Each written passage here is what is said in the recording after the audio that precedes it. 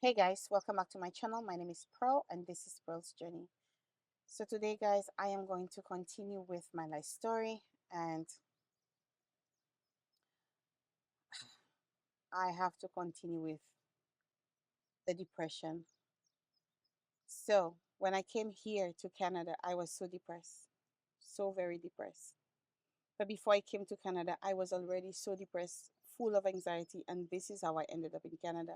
When my father saw the state that I was in, he said to my mother to go tell me if I could find a place in Canada, he would pay the ticket and send me away. And I didn't believe that because my father was not doing anything for me. Everything I asked him to help me with, he wouldn't do it. He would help the others, but he wouldn't help me. So I didn't take my mother serious. So I remember, I think it was a week after that, my mother came back and said to me, "What your father said, are you doing it? Are you not doing it? What's going on?" And I said, "What?" She said, "He told you to look for a place in Canada and he will send you away." And I said, "He's serious?" I didn't think he was serious. So she said yes. And I said, "Okay, I'll look for a place." So I started asking around who knows somebody who's living away in Canada, who has a friend of a relative where I can stay at. My mom was trying to get a lady here that she knew, but it didn't work out. And we met Paul. And when I met Paul, somebody met Paul's brother. And through his brother, that brother said, "Oh yeah, I have a sister there. I can talk to my sister and whatnot." And then I met Paul, and Paul said, "Yeah, he's going away. He's going there actually." And it's Paul who helped me with his brother. I had to get passport and everything. And guys, my father decided to send me away. And it was bittersweet. I was happy I was leaving. I didn't have to stay there anymore, but it was bitter. Why? Because I had to leave my daughter. At that time, she was 6 years, almost seven, and I had to leave her. My mother went to buy the ticket for me. When my mother went to buy the ticket for me, the day I had to leave was a day, one day before my daughter's seventh birthday. She was six. That was so hard for me, leaving her the day before her birthday. I remember us going to the airport. I didn't tell nobody. They told me don't tell nobody. I didn't tell anyone. There, I told one friend that I was going and my cousin, and they went to the airport with me. When we got to the airport, when they announced the flight that we had to go in, oh my God, yeah, I lost all strength I had in me. When I heard the flight announced and they tell me, "Pearl, you have to go," I got up. When I got up, I fell back on my behind on the bench I was sitting. I fell back. When I fell back because my daughter was with me, I didn't want to leave her. I didn't.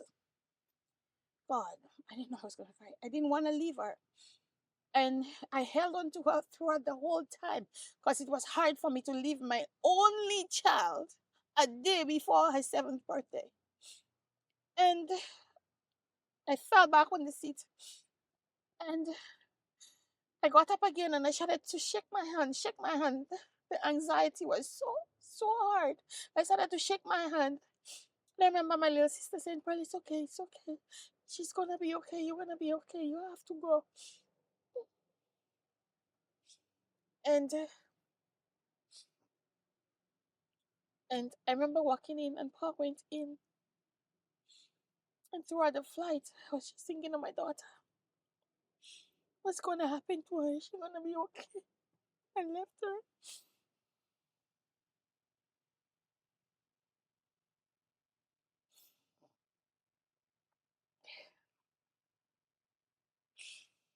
Is she gonna be okay? And when I got here, I remember calling, telling them I reached safe. I'm okay. But my daughter was not with me.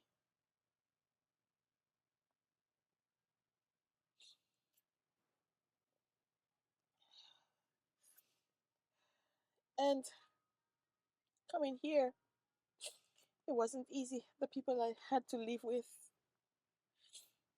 were not the nicest people. A lot of lies were said about me. A lot of lies were said about me. But I know that there is a God in heaven. A lot of lies were said about me. And God is so good. God had placed Paul with me. Paul took care of me. Paul is the one who helped me. Um, I remember when I came here, and I'm not being ungrateful. The first place I had to stay was in a closet, a walk-in closet. There was a bunk bed. I had to sleep on the bottom bunk, and another child was on top. This is where I stayed. And I remember one day, and that person was just giving me so much stress. And I remember Paul told me, you know what? Come in the room with me. You can share that room with me. And I went there. I started to put my clothes in the closet. I remember that person came laughing at me, you know, saying stuff to me, really ugly stuff, and started to laugh at me.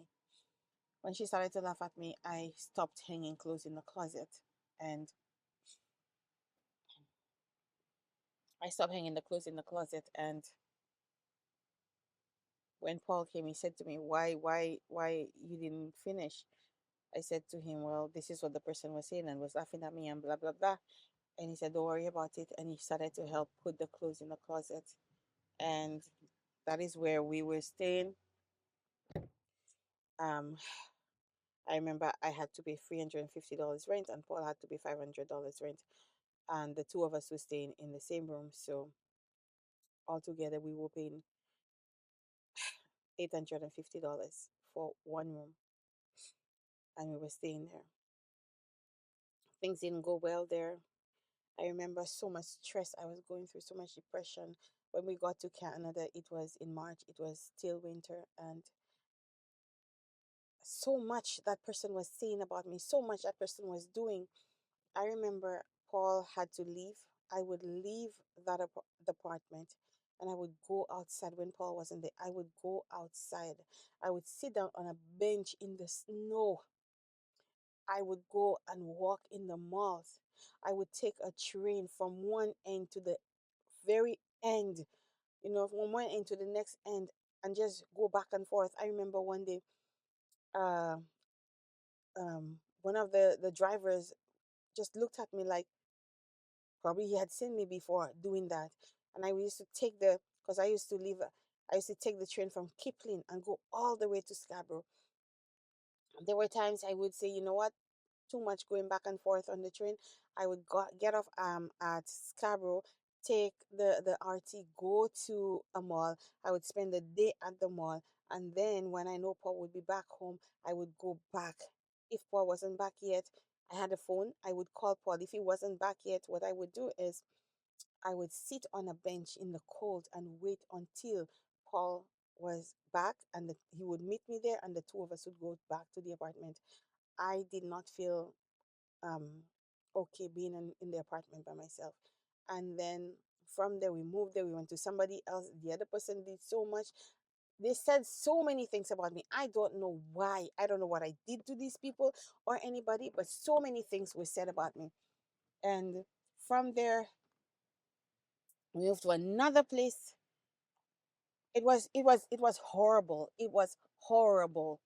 And I remember cooking every Sunday, cooking, standing from morning till whatever time in the afternoon, I would be there cooking for everybody.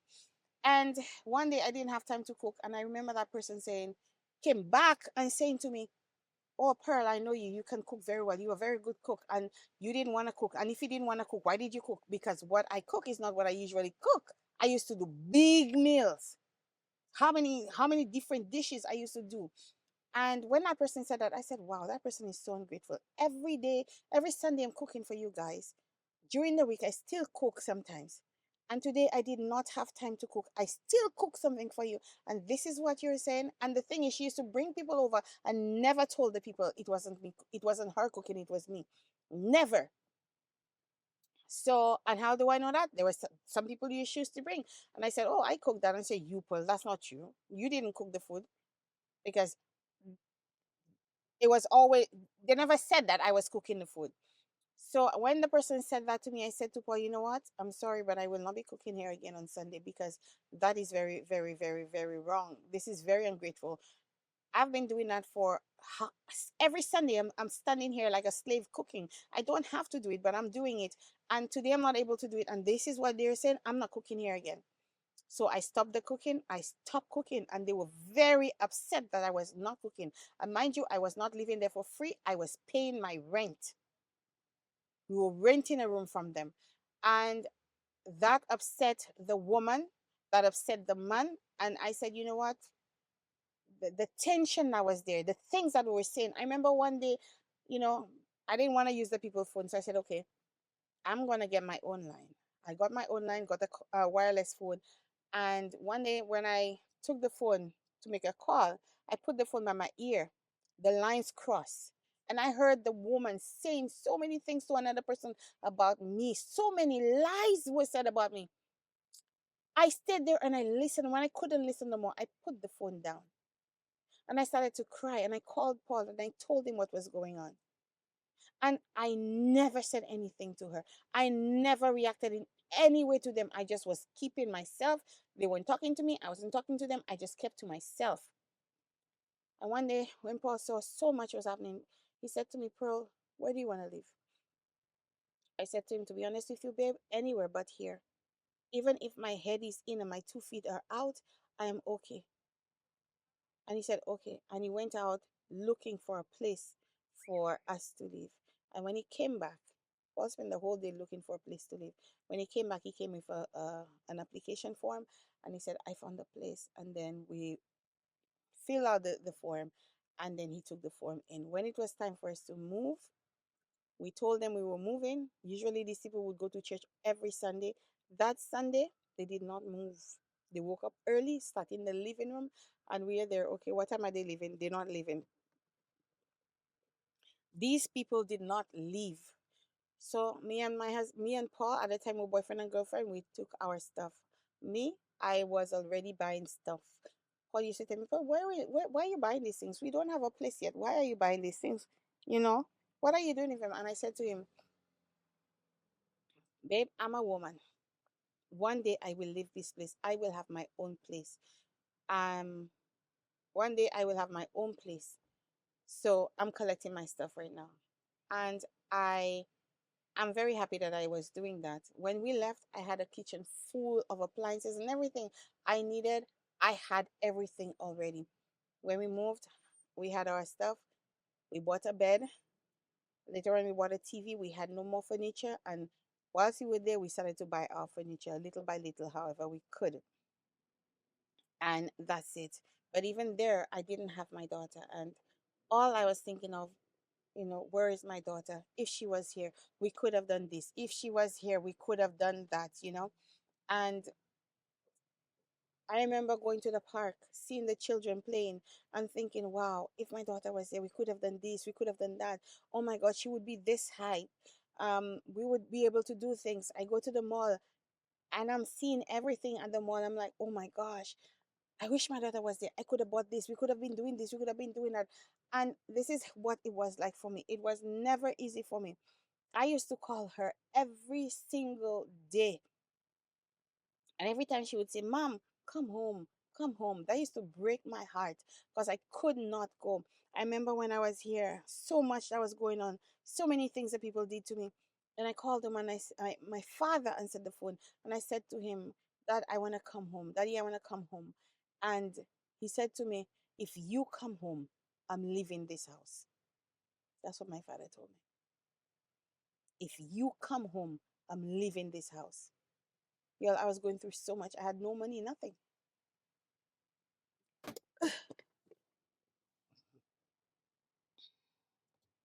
And when he said that to me, I put down the phone and I started to cry. I cried. When Paul came home that day, he found me lying down on the floor like a little child. I lay down on the floor at the foot of the bed again. And I cried and I cried. And when Paul came, he walked into the room. He saw me there crying and he came and he said, Paul, what happened to you? What is going on? And I told him what had happened. And he said to me, it's okay, Paul. Don't worry about it. Don't worry about it, Paul. You're here, stay. I was ready to go home to go look for my child because she missed me. And she wanted me to come home. She used to tell me, Mommy, come home and don't tell nobody you're coming home. Just come home. I could not go. And the thought in my head is, if I go and my father leave, who's going to help my mother? It will be my fault. I cannot live with all of this. And all what I was thinking of is, one day soon I'll be able to take my daughter. I'll be able to take her soon. I'll be able to take her. It's so windy here. And I had to stay. I couldn't go back. I had nothing. I had nobody but my daughter. And Paul told me, Pearl, stay, I will help you. And we finally, we were able to leave the last place we're in. We got our place. And that's when I started to feel better. I didn't have to deal with the extra stress of these people again. But still, I had to deal with the abuse I had gone through. I went to many people, psychology, counselors. I went to many of them. I did a lot of counseling. And it's 2023, I started to do more. The person who helped me better. And 2024, 2023 to 2024, that's when I got my breakthrough. Now remember, healing, the healing is a journey. It's not something that, oh, now I got it and that's it. No, it's a journey. There are days when it's hard, but I know where I have where I was and where I am today is totally different. And this is why I am just telling my story, because the Lord said to tell my story. I'm telling my story. If I don't tell my the biggest breakthrough has been through telling my story. A lot of people are not happy that I'm saying these things, but these things happen to me. They happen to me. If it's too ugly for me to say what happened to me, why are you guys looking at me? Why are people looking at me saying, I'm not good, I'm putting the family down? I'm not putting the family down. I am saying what happened to me. Is it too much for me to say what happened to me? When I don't say it, it's choking me. I cannot keep it a secret no more. I have got to say it. So if you're not happy that I'm saying it, I'm sorry you're not happy. But I've kept these things inside of me for too long, protecting everybody else but myself, doing more harm to me and my family. It's gone on too far. And for too long, I have to say it. Look, for those of you who are going through it, I am telling you, if you find a safe place to talk, you don't have to do it like I'm doing it on YouTube. You find someone you can talk to, a place that is safe, you know, talk. Tell people what is going on. Don't be afraid. Sorry, guys. Don't be afraid, because fear is your biggest enemy. Speak, tell the truth. Don't lie about anything, because you cannot continue lying. Lies always change, but if you tell the truth, it will always be the same. Speak up, tell your truth, and tell people what has happened to you. You go to somebody to do counseling, tell them the truth. You have a friend you can trust, tell them the truth. I remember a friend of mine told me, Pearl, I'm going through so much stress. I'm going through so much stress. And when I'm on the train, the person next to me, I start talking to that person. And I said, what? You were doing that? And she said, yes. 99.99% of the time, I will never see that person again. I am offloading. I am helping myself. I'm not telling you to do that. But this is what a friend of mine told me that she was doing. And it helped her. She went through a lot of abuse as well. It helped her. Let me tell you something. It's better to obey God than man. The Lord told me, tell your story, tell it in details, and that's what I'm doing. And those who don't like it, I'm sorry, but I cannot please you.